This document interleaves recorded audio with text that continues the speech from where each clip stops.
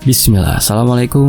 Selamat datang kembali di YouTube channel Fakta Sejarah, menemani aktivitas teman-teman dimanapun berada di hari Kamis malam, tanggal 27 November 2025. Sebuah kisah terbaru berjudul Punden Tua di Desa Wanalegi, sebuah hiburan misteri yang ditulis oleh Aulia Sari.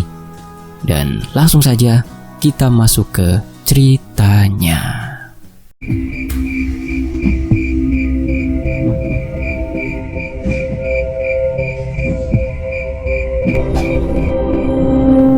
Selesaikan pekerjaannya, jangan banyak alasan. Suara lantang Pak Surya, kepala desa Wanalegi, menggema di area proyek yang telah dipagari seng. Matahari baru saja merangkak melewati bukit, menyinari tanah lapang tempat 3 alat berat berderet menunggu instruksi. Beberapa warga berdiri tidak jauh, sebagian menunduk, sebagian lain menatap punden yang berdiri tegak seperti raksasa yang terluka. Pak Surya adalah kepala desa di desa Wanalegi. Pria dengan kumis tipis dan bertubuh gemuk itu memiliki sifat yang keras kepala dan egois. Pak Surya dikenal sebagai seorang kepala desa yang kejam. Ia sering memaksakan kehendaknya kepada warga. Bahkan seperti sekarang, Pak Surya memaksa warga untuk menandatangani surat persetujuan pembangunan jalan antar kota, di mana jalan itu melalui sepanjang jalan di desa Wanalegi dan harus memindahkan sebuah punden tua yang ada di ujung desa. Di tengah tanah lapang itu, sebuah pohon beringin berukuran raksasa tumbuh di atas gundukan tanah. Akar-akar tebalnya mencengkeram bumi, menjulur seperti otot beku. Udara di sekelilingnya dingin, padahal hari itu cuaca terik tanpa awan. Para pekerja proyek terlihat tegang. Roni, mandor proyek yang memimpin operasi, mengusap keringat dari lehernya. Nafasnya terengah, bukan karena lelah, tapi karena ketakutan yang berusaha ia sembunyikan. Pak Surya, apa kita yakin harus melakukan ini hari ini? Tanya Roni dengan nada ragu. Tatapannya bergerak ke arah punden yang sejenak seakan bergetar halus diterpa angin kencang yang datang tiba-tiba. Pak Surya menghela nafas panjang sambil menatap Roni dengan sorot mata tajam. Kontrak sudah disetujui. Jalan penghubung antar kota harus jadi tahun ini. Jangan mempermalukan saya di depan pemerintah provinsi. Ucapnya dingin, tidak memberi ruang perdebatan. Di belakang mereka, Mbah Wiryo, sesepuh desa yang rambutnya putih dan tubuhnya bungkuk, melangkah tertatih mendekat. Tongkat kayu di tangannya menghentak tanah setiap kali ia melangkah. Nafasnya berat, seperti menanggung beban yang tak sanggup dijelaskan dengan kata-kata sederhana. Surya, batalkan niat ini. Tempat ini bukan tempat biasa. Jangan sentuh punden itu. Sudah ada janji yang tidak boleh dilanggar. Warga di sekitar langsung diam. Tubuh mereka kaku, seolah waktu berhenti. Roni menelan ludah keras-keras. Namun Pak Surya hanya tertawa pelan. Janji apa? Cerita lama untuk menakut-nakuti anak-anak. Tolong Mbah, ini era baru. Jalan besar akan membawa kemajuan.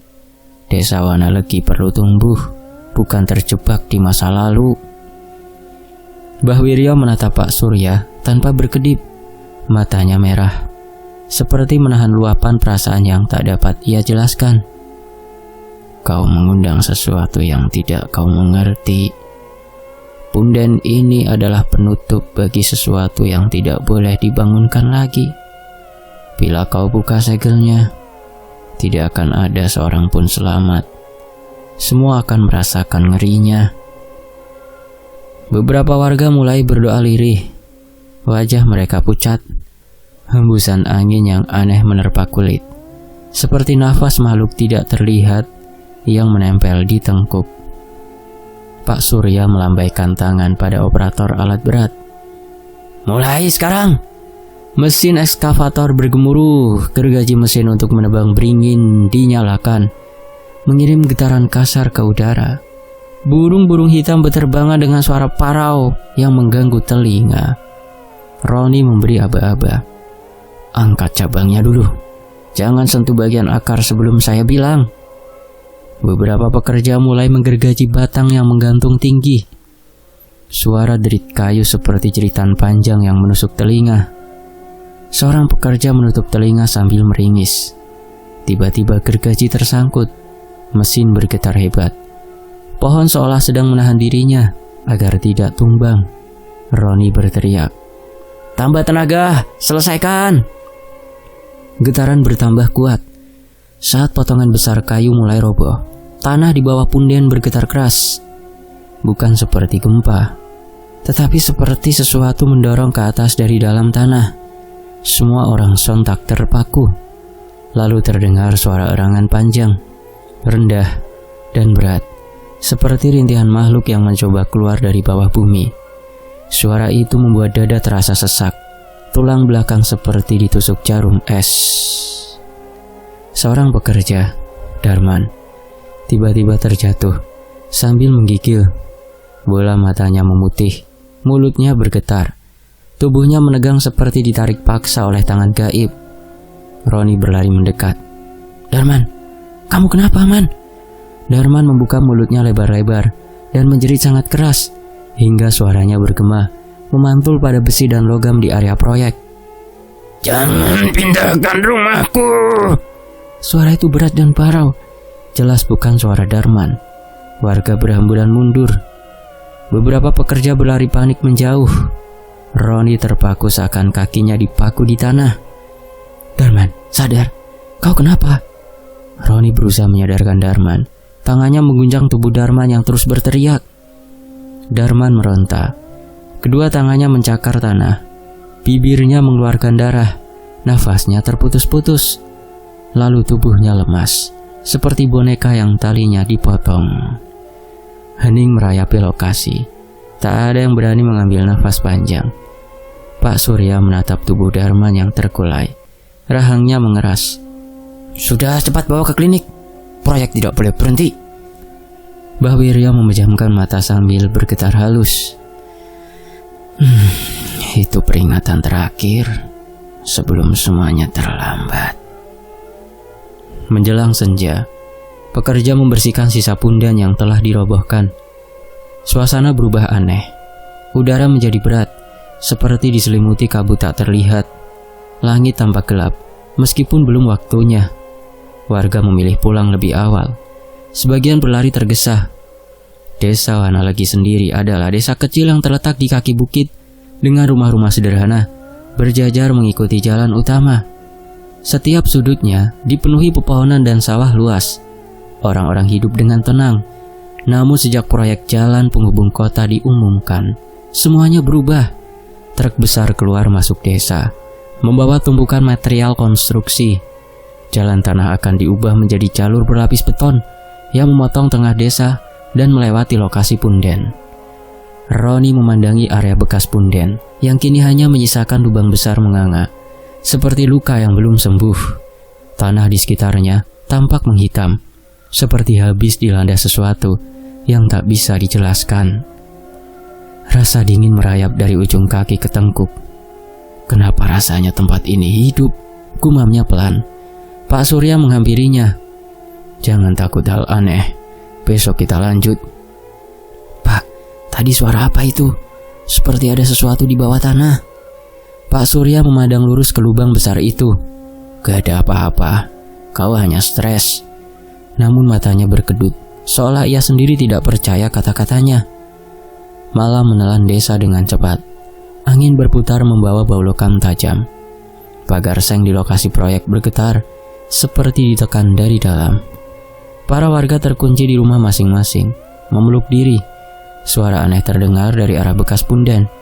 Irama perkusi lembut dan tangisan panjang yang melengking membuat bulu kuduk berdiri dan perut terasa mual. Roni yang tinggal paling dekat dengan proyek memejamkan mata sambil menutup telinga. Gemetar di ranjangnya. "Ya Allah, apa yang harus aku lakukan?" Keesokan harinya, saat matahari belum tinggi, Suara teriakan terdengar memecah keheningan pagi. "Mayat, tolong, ada mayat di sini!" Seluruh warga desa yang mendengar teriakan itu langsung berbondong-bondong keluar dari rumah. Mereka berlari tanpa menggunakan alas kaki menuju ke pusat suara. Mata para warga terpaku saat melihat jasad Randa, seorang pria yang merupakan operator alat berat, tergeletak di bawah ekskavator. Tubuhnya hancur, kepalanya terjepit di bawah bucket besi yang turun sendiri tanpa ada yang mengandalkan. Wajahnya membeku dalam ekspresi ketakutan yang tak terlukiskan. Mata terbuka lebar menatap kosong ke udara. Organ dalam di tubuh Randa terburai keluar. Sebagian masih menempel di mesin ekskavator, sebagian yang lain berjatuhan di tanah. Mesin masih menyala, menggeram pelan seperti binatang yang baru saja puas setelah melahap mangsa. Roni bergetar hebat. Kakinya hampir tak mampu berdiri tegak. Ia menatap Pak Surya yang wajahnya pucat seperti kain tanpa warna. "Pak, kita harus hentikan proyek ini sekarang juga." Pak Surya tidak menjawab. Matanya menatap kosong ke arah tubuh Randa yang terlihat begitu mengerikan.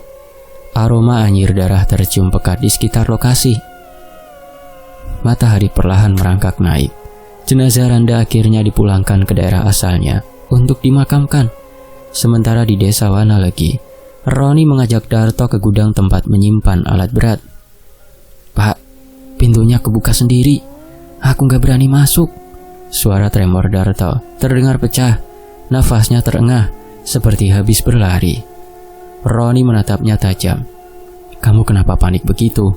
Kita cuma mau cek gudang alat di dekat lokasi kejadian. Gak ada apa-apa di sana." "Aku yakin alat berat itu bergerak sendiri, Pak. Semalam sebelum meninggalkan gudang, aku sudah pastikan semua mesin dalam keadaan mati." Darto menelan ludah keras. "Makanya aku heran gimana ceritanya tubuh Randa bisa hancur karena ekskavator itu." Pak Surya berdiri di belakang mereka. Wajahnya pucat pasi. "Cukup. Tidak usah dibahas lagi. Kita fokus selesaikan proyek. Jalan ini penting untuk pembangunan akses perdagangan ke kota." Suaranya bergetar, namun dipaksa terdengar tegas. Perkataannya terdengar kontras dengan suara angin yang panjang dari arah lokasi pemindahan punden, seperti rintihan panjang yang menusuk dada. Pepohonan bambu di sekitar menunduk ke satu arah, bergerak seragam seperti tertekan sesuatu yang tak terlihat. Sejak kejadian operator ekskavator tewas misterius, desa itu berubah sunyi. Warga desa membicarakan kejadian itu dengan suara rendah, seolah takut sesuatu mendengar. Tidak ada yang berani mendekati lokasi sejak malam kejadian. Hanya garis pembatas proyek yang tampak melintang, ditemani cahaya lampu portable yang berpendar lemah seperti berusaha bertahan dari kegelapan yang lebih kuat. "Pak Surya," suara lirih memanggil dari belakang. Ibu Wati, warga yang rumahnya paling dekat dengan bekas punden, menunduk gugup. Tolong hentikan pekerjaan itu. Sejak pepohonan itu roboh, anak saya setiap malam terbangun menjerit. Dia bilang, lihat laki-laki wajahnya rusak berdiri di kamar." Pak Surya menghela nafas dalam. "Bu, itu hanya trauma. Semua orang kaget dengan kejadian tadi pagi. Sudah, tidak ada hubungannya dengan tempat itu." Ibu Wati menatap kosong. "Kalau begitu kenapa aku lihat bayangan kaki menggantung di ruang tengah saat lampu padam? Kakinya seperti habis tersayat sesuatu. Ada jejak darah panjang ke teras." Kedua tangannya gemetar hebat. "Begitu lampu menyala, jejak itu hilang." Roni memotong cepat. "Sudah, Bu, jangan buat warga lain panik." Tiba-tiba terdengar suara benturan keras dari gudang dekat lokasi proyek. Seperti sesuatu jatuh menghantam lantai beton. Mereka bertiga refleks, menoleh bersamaan. "Siapa di dalam?" teriak Roni sambil melangkah maju. Tidak ada jawaban. Hanya dentingan logam bergesekan panjang. Pintu gudang perlahan bergerak terbuka sendiri. Engselnya berdecit panjang. Dari celah pintu, hawa dingin yang aneh keluar, membuat bulu kuduk berdiri. "Pak, jangan dekat-dekat. Tolong jangan buka." Suara Darto terdengar saat Pak Surya mendekat ke arah gudang. Kali ini lebih parau. Dia berdiri mematung sambil memeluk kedua lengannya sendiri. "Apa yang kamu lihat?" tanya Pak Surya pelan. Pria itu kini sudah berdiri di depan pintu gudang. "Ada seseorang di dalam. Saya lihat bahunya bergerak pelan. Dia membelakangi saya. Saya kira itu pekerja. Tapi kepala orang itu miring ke samping seperti hampir putus. Dan suaranya seperti nafas berat yang tersengal. Kalian tunggu di sini, biar aku cek ke dalam." Roni langsung menarik senter dari sabuknya dan menyorot ke dalam gudang. Langkah kakinya berjalan masuk ke dalam gudang. Untuk beberapa saat, tidak terlihat apa-apa, hanya alat-alat kerja berserakan, helm proyek tergeletak, dan rantai logam di lantai. Lalu, tanpa tanda, seluruh lampu di area proyek berkedip cepat. Suara listrik patah-patah memekakan telinga. Senter Roni mendadak padam. Gelap seketika menyelimuti tanpa ampun. 15 menit berlalu. Pak Surya, Darto, dan Bu Wati menunggu kedatangan Roni dengan cemas. Tidak ada tanda-tanda dari Roni yang saat itu sudah berada di dalam gudang. "Pak Roni, tolong jawab kalau dengar suara saya." Suara Pak Surya terdengar goyah, namun tidak ada balasan. Angin berubah dingin menusuk, membawa bau anyir yang tajam menekan dada. Suara langkah menyeret terdengar pelan dari dalam gudang, bergerak perlahan mendekat ke pintu yang terbuka setengah. "Kita harus pergi," bisik Ibu Wati gemetaran. "Ada sesuatu di sana." Lampu portabel di pinggir lokasi menyala lagi tiba-tiba, memercik kecil seperti mau mati. Namun cukup untuk memperlihatkan sesuatu di depan mereka. Di ambang pintu gudang, tampak telapak kaki menghitam, penuh retakan seperti disiram cairan keras. Dari sela-sela kulit pecah itu, menetes cairan gelap menggumpal di lantai beton, membentuk garis panjang ke arah pintu. Roni muncul dari dalam gudang dengan wajah pucat sepucat kertas. "Lari!" teriaknya keras. "Itu bukan manusia!" Pak Surya spontan menarik Ibu Wati menjauh dan berlari ke arah pusat desa. Suara langkah menyeret di belakang mereka terdengar berkejaran, menampar beton berulang-ulang, semakin dekat seperti mengejar dengan sabar. Saat mereka mencapai gapura desa, langkah itu berhenti mendadak, diikuti suara nafas berat yang sangat dekat, seperti tepat di belakang telinga. Suara itu berkata pelan, dengan suara seperti dua suara tumpang tindih. "Kalian sudah membangunkanku." Air mata Ibu Wati jatuh tanpa suara. "Ya Allah, apa yang sudah kami lakukan?" Rapat dadakan dilakukan malam itu juga di balai pertemuan desa. Warga memenuhi ruangan dengan wajah tegang. Sebagian memeluk anak, sebagian berdoa dalam hati. Mbah Wiryo masuk perlahan memakai tongkat. Langkahnya terdengar berat. Sorot matanya tajam, penuh marah dan kecewa. "Kalian pikir tempat itu hanya tumpukan batu dan pohon?" Suaranya parau, namun penuh tekanan. "Di bawah sana ada jasad yang tidak boleh diganggu.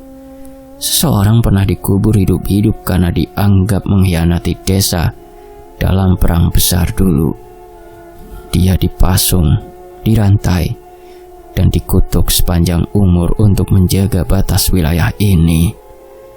Pak Surya menahan nafas. Kenapa tidak pernah ada yang bilang? "Karena itu bukan kisah untuk diumbar," jawab Pak Wiryo dingin. "Kita dijaga oleh kutukan. Sekarang kalian melepaskannya." Ruangan membeku. "Apa yang akan terjadi selanjutnya, Mbah?" Suara Roni pecah. Mbah Wiryo memejamkan mata sejenak. "Akan ada nyawa lain yang diambil. Dia akan menagih sesuatu yang harus dikembalikan." Suasana di dalam balai desa seketika berubah hening. Beberapa warga saling melempar pandangan. Sebagian yang lain merapatkan jaket yang membungkus tubuh mereka. "Aku gak ngerti lagi harus gimana, Mbah. Tolong jelaskan semua sebelum ada orang lain yang mati." Suara Pak Surya terdengar pecah. Ia duduk di kursi kayu balai desa. Tangannya mencengkram meja kuat-kuat sampai buku jarinya memutih. Mbah Wiryo menatapnya lekat. Wajahnya redup oleh bayangan lampu balai yang meredup sesekali. "Kalian telah membuka sesuatu yang tidak pernah boleh disentuh. Kalian kira semua ini hanya cerita orang dulu yang menakut-nakuti anak kecil? Roni berdiri bersandar pada tiang balai. Tubuhnya masih gemetar. Apa hubungan semua ini dengan tempat itu? Kenapa sosok itu keluar setelah pemindahan? Karena kalian mencabut penjaranya, jawab Mbah Wiryo pelan namun tegas. Bisikan ketakutan merayap di antara warga yang memenuhi ruangan. Tidak ada yang berani mengeluarkan suara kencang. Udara terasa padat, seakan menekan paru-paru. Setiap tarikan nafas berat seperti menghirup beban yang tidak terlihat. Lampu balai desa kembali berkedip. Beberapa anak menangis kecil, memeluk orang tua mereka. Pak Surya mencondongkan tubuh.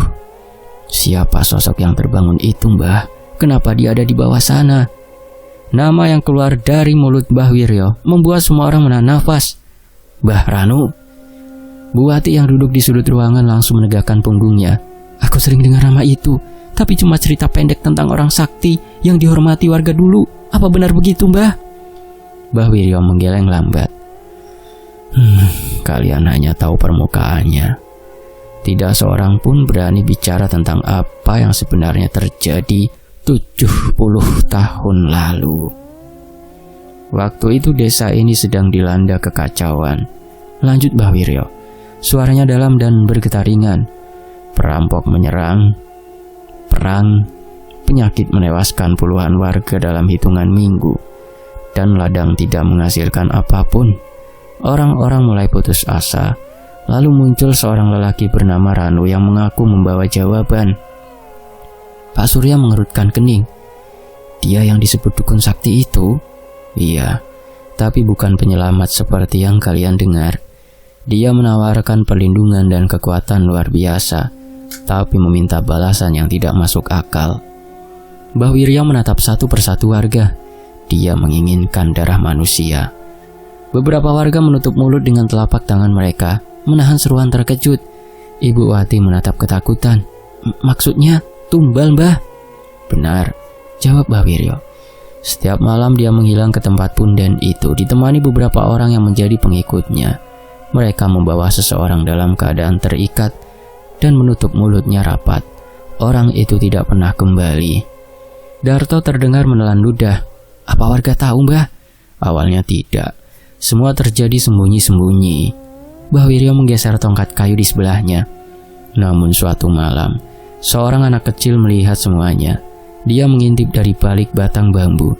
Begitu dia pulang dan memberitahu keluarganya, berita itu akhirnya menyebar di seluruh desa. Pak Surya menunduk berat. Siapa anak itu? Mbahku sendiri, jawab Mbah Wiryo lirih. Dan setelah kabar itu tersebar, seluruh warga berkumpul mengepung punden.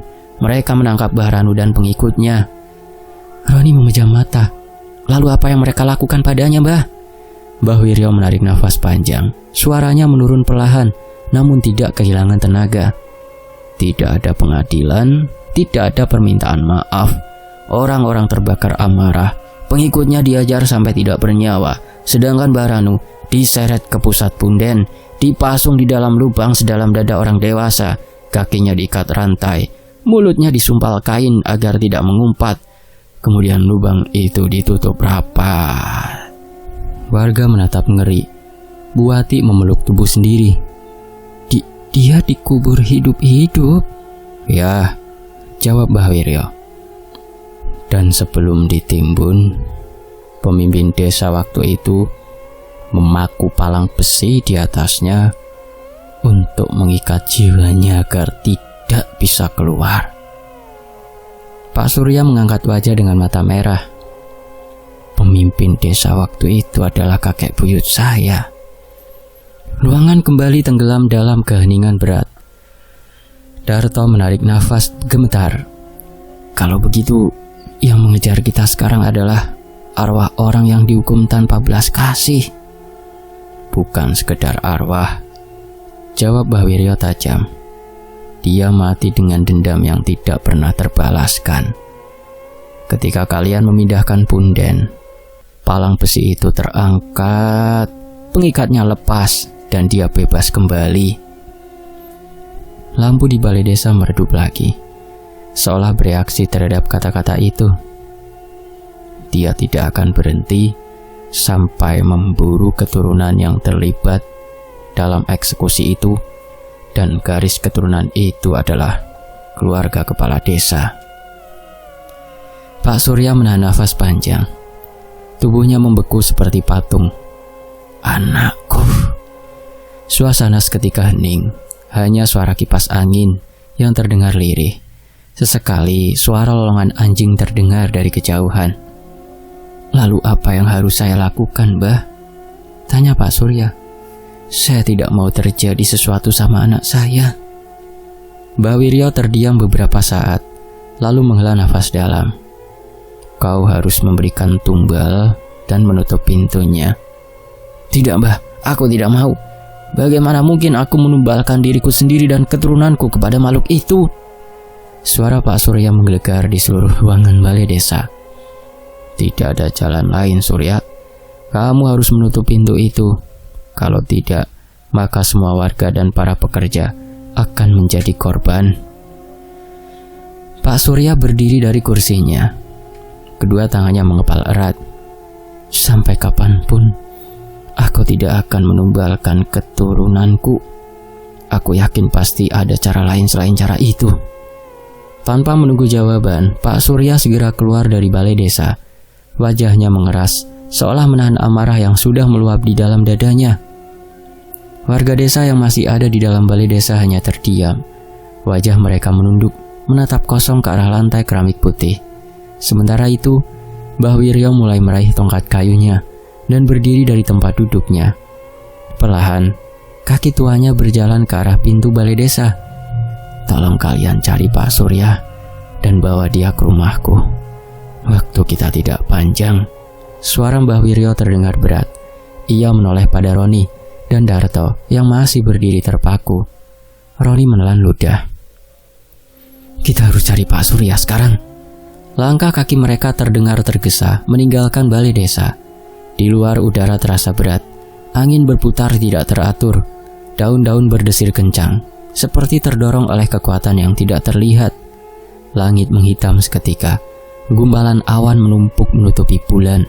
Satu persatu warga desa meninggalkan balai desa menuju ke rumah masing-masing. Beberapa rumah mematikan lampu lebih awal. Jendela tertutup rapat, seakan semua orang tahu ada sesuatu yang bergerak di luar, sesuatu yang tidak seharusnya keluar bebas. Roni dan Darto berlari menuju kantor desa, berharap menemukan Pak Surya di sana. Tubuh mereka sesekali oleng karena hembusan angin yang menyambar. Di tempat yang berbeda, Pak Surya kini berada di sebuah rumah sederhana dengan sebagian dinding masih terbuat dari bambu. Pak Surya yang tidak percaya dengan ucapan Mbah Wiryo memutuskan untuk mencari Ki Jayeng, seorang dukun tua yang dikenal sakti. Ki, aku melakukan kesalahan. Aku memindahkan punden Mbah Ranu dan sekarang Mbah Wiryo memintaku untuk menutup kembali pintu itu dan menyerahkan tumbal keturunanku atau diriku sendiri. Semua itu benar, Surya. Hanya itu satu-satunya jalan agar semua masalah ini selesai. Kau yang merupakan darah keturunan harus menutup pintu itu dan menyerahkan tumbal. Surya mencondongkan wajahnya ke arah Ki Jayeng. Aku akan menutup itu, tapi aku tidak mau menyerahkan tumbal kepada makhluk itu. Asal kau tahu, Surya, jika kau menolak, maka seluruh desa akan menanggung akibatnya, jawab Ki Jayeng. Di kejauhan terdengar suara lengking rendah, panjang dan menyayat. Tanah bergetar pelan. Udara berdenyut seperti jantung yang memukul dari bawah. Pak Surya terdiam, wajahnya menunduk. Ada kebingungan dan rasa bersalah yang terus hadir di dalam benaknya. Ki Jayeng menepuk bahunya. Kami butuh kau, Surya. Hanya kau yang bisa menyelesaikan masalah ini. Aku gak sanggup menyerahkan keluargaku, anakku, bahkan diriku sendiri. Suara Pak Surya bergetar. Ki Jayeng tersenyum kecil. Wajahnya terlihat begitu tenang, namun tetap penuh dengan wibawa. Kalau tidak dilakukan, pihak yang akan terseret lebih banyak daripada yang bisa kamu selamatkan. Pilihannya bukan kau atau anakmu saja, tetapi seluruh desa. Pak Surya menegang. Kau tidak mengerti, aku kepala keluarga. Ki Jayeng menghampirinya. Aku mengerti lebih dari siapapun. Aku kehilangan darah dagingku saat kekuatan itu pertama kali terguncang. Sekarang roh itu tidak hanya mencari dendam, Dia menuntut pengembalian apa yang diambil darinya. Pak Surya mendongak. Air mata berkumpul di sudut matanya. Apa tidak ada cara lain? Tidak ada, jawab Ki Jayang mantap. Rumah bergetar ringan, gelas di meja bergoyang, pintu belakang terbanting keras akan dihantam sesuatu. Pak Surya menutup wajah dengan kedua tangan, lalu menghela nafas yang terdengar sangat berat. Kalau begitu, kita lakukan pengembalian punden. Tapi untuk tumbal itu, aku belum sanggup memutuskannya. Ki Jayang mengangguk. Kita mulai sekarang. Ki Jayang, Pak Surya, Mbah Wiryo, beberapa warga dan pekerja proyek bergerak menuju lokasi punden yang sudah kosong. Tanah yang sebelumnya padat, kini retak, terbelah, menyerupai guratan panjang tak beraturan. Di tengah retakan menganga asap putih tipis, meluap seperti nafas panas dari perut bumi. Roni menatap ngeri. Seolah tanah ini marah. Ki Jayang memberi instruksi pada warga untuk mengangkat bebatuan dan dudukan kayu yang dulu menjadi penanda punden, memindahkannya kembali ke titik asal. Awan berputar cepat di atas kepala mereka. Hujan turun deras tanpa jeda. Angin menghantam tubuh mereka berkali-kali, seakan ada tangan raksasa yang berusaha merobohkan mereka. Pohon beringin yang ditebang sebelumnya menyisakan batang utama yang rebah di tanah. Tiba-tiba batang itu bergetar kuat, akar-akar panjang meronta, menjulur dari dalam tanah seperti kawanan ular hidup yang mencari mangsa. Tahan kayu itu agar tidak bergeser, perintah Ki Jayang dengan suara keras. Darto berusaha membantu mengunci posisi kayu, tetapi dorongan dari akar yang menggeliat membuat lengannya hampir terhempas. Tiba-tiba terdengar suara berat menggema dari dalam tanah. Suhu udara turun drastis. Air hujan terasa dingin menyayat. Dari celah terbesar, kabut pekat meningkat. Sosok tinggi muncul perlahan dari gumpalan kabut.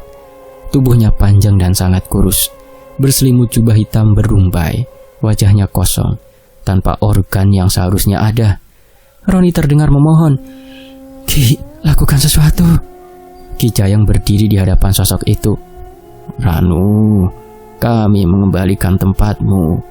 Biarkan kami menutup pintu ini. Sosok itu mendongakkan kepala, suaranya menyerupai angin pecah, tajam, menusuk. Balasanku belum dibayar. Tanah bergetar keras sekali, batu-batu meloncat, menimpa sepatu orang-orang di sekitarnya. Ki Jayang menatap lurus ke arah mata kosong sosok itu. Tumbal akan dipenuhi. Izinkan kami menyelesaikan pemulihan tempat ini. Roh itu mengeluarkan suara panjang yang terdengar seperti rintihan yang dipaksa. Angin menghantam wajah semua orang dengan brutal, membuat sebagian jatuh tersungkur. Akar beringin menancap kembali ke dalam tanah, saling berpilin seperti tali raksasa yang berusaha menutup lubang. Kayu palang besi tua diangkat oleh beberapa warga dan dihembaskan tepat di tengah retakan. Kabut putih mulai menelan sebagian tubuh roh. Namun sebelum menghilang, ia mengangkat tangan kurusnya dan menunjuk tepat pada dada Pak Surya. Suara itu terdengar jelas, walaupun tidak ada bibir yang bergerak. Tumbal darahmu.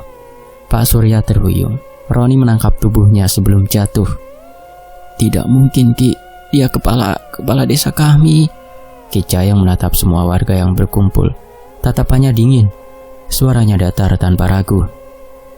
Tumbal yang diminta adalah keturunan pemimpin pelaksana hukuman 70 tahun lalu. Tidak ada pengganti dan tidak bisa digadaikan. Tidak bisa dialihkan. Pak Surya memejamkan mata dengan nafas tercekat. Aku adalah keturunan itu, gumamnya lirih. Ki Jayang mengangguk. Kau adalah tumbal itu. Udara seolah berhenti bergerak. Tidak ada yang bernafas. Hanya suara dentingan halus dari besi palang yang bergetar sendiri tanpa disentuh. Surya, sekarang lakukan apa yang seharusnya kamu lakukan, ucap Ki Jayang dengan suara tegas. Mbah Wiryo, para pekerja, dan beberapa warga desa hanya bisa terdiam. Mereka paham betul bagaimana sifat dan tabiat Pak Surya. Pria itu terlalu keras untuk ditaklukkan, jangankan untuk menyerahkan tumbal. Bahkan untuk hal kecil yang tidak ia sukainya juga sulit. Tidak, aku tidak akan pernah menyerahkan tumbal untuk makhluk itu. apapun yang terjadi. Suara Pak Surya terdengar lantang. Tapi kau harus melakukannya, Surya. Kau harus bertanggung jawab atas apa yang sudah kamu lakukan. Bentak Mbah Wiryo yang mulai kehilangan kesabaran. Darto, Roni, cepat pegangi dia, perintah Mbah Wiryo. Aku tidak mau mati seperti itu. Lepaskan aku. Suara Pak Surya pecah seperti seseorang yang tenggelam dalam ketakutan paling dalam. Roni mencoba menahan bahunya, tetapi Pak Surya meronta kuat. Tenang dulu, kita cari jalan lain. Tidak ada jalan lain, sahut Ki Jayeng dingin. Roh itu menunggu penutup. Kalau kau lari, bukan hanya dirimu yang akan hilang, seluruh desa akan hancur. Pak Surya menatap sekeliling. Warga berdiri mengelilinginya dengan wajah yang tidak lagi menunjukkan harapan. Mata mereka merah, basah oleh rasa putus asa. Hujan menghantam tanah tanpa ampun, bising seperti ribuan batu yang jatuh bersamaan. Mbah Wiryo melangkah maju. Kalau kamu kabur, apa kau mau anak-anak di desa ini jadi sasaran berikutnya? Kami tidak punya pilihan lagi, Surya. Jangan paksa aku, jangan paksa aku. Suara Pak Surya patah.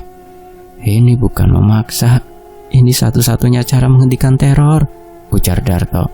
Kalau sampean tetap kepala, buktikan kalau sampean melindungi kami. Pak Surya menatap tajam ke arah mereka dengan tubuh gemetar. Kalian mau melihat aku dikorbankan begitu saja?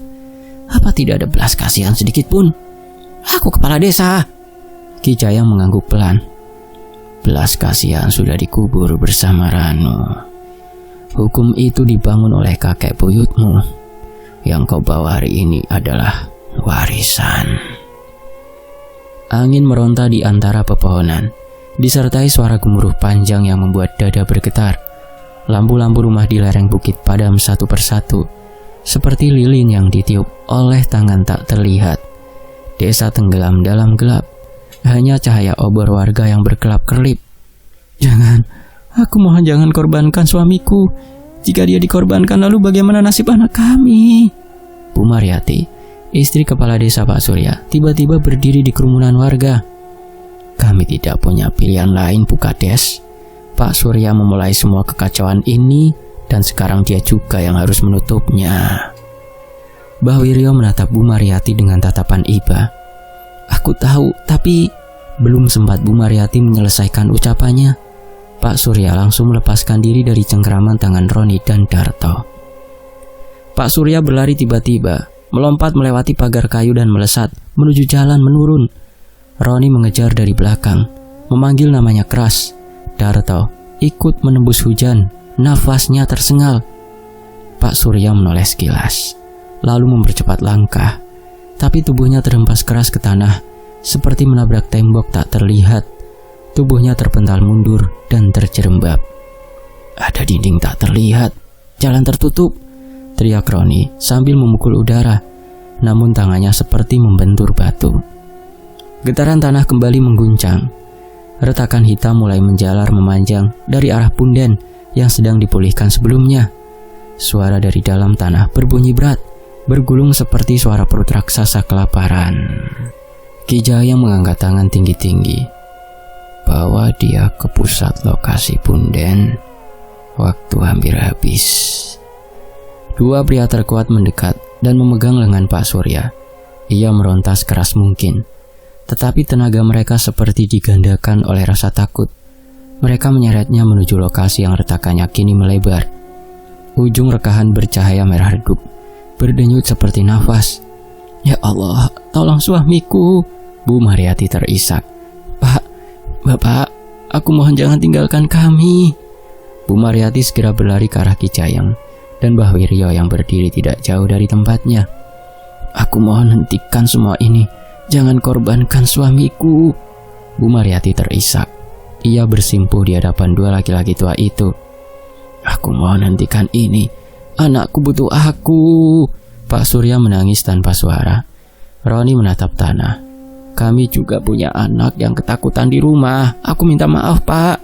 Warga mengelilingi pusat lokasi punden, membentuk lingkaran yang rapat.